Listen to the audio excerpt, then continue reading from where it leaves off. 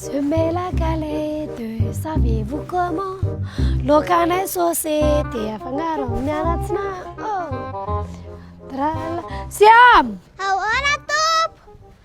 Nandri vitsavatra. Dana, fitanandry savony a. Savony dimanjato, société 5000. Yeah. Misy famerim-bola hoe a? Yeah.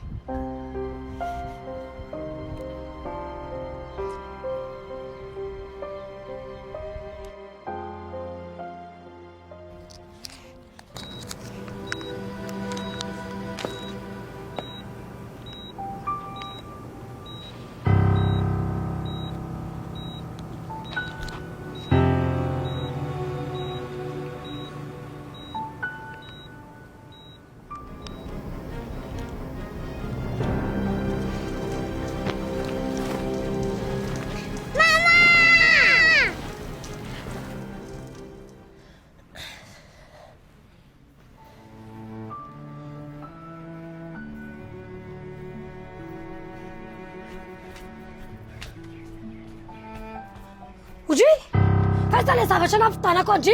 Lasa andry mitsangatsangana mandehandeha fotsiny miaraka madame Marianne. Madama, tena say ianao madama mandefa an'io zaza io mandeha rery a. Zaza efa miha mividy zavatra anao madame Marianne. Ga io manary vola-tsony.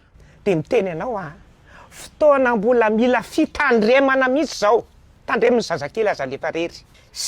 Zavatra itsy akaiky kely itsy.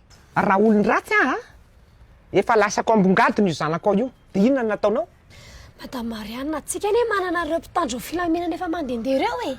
Ieny ny mpitandro filaminana manao ny asany. Fa ianao ray aman-dreny ny tompona andraikitra voalohany indrindra amin'ny zanakao. Tena marina izany a.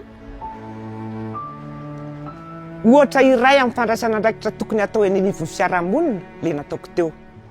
Raha misy tranga mampiaya andrehetra any dia arao ny toromarika nomeny ny ministera mponina sy ny firaisan-kina dia ny fanatonana ny mpitandro ny filaminana akaiky indrindra azo atao koa miantso ny laharana maitso 147 na ny 038 18 851 43.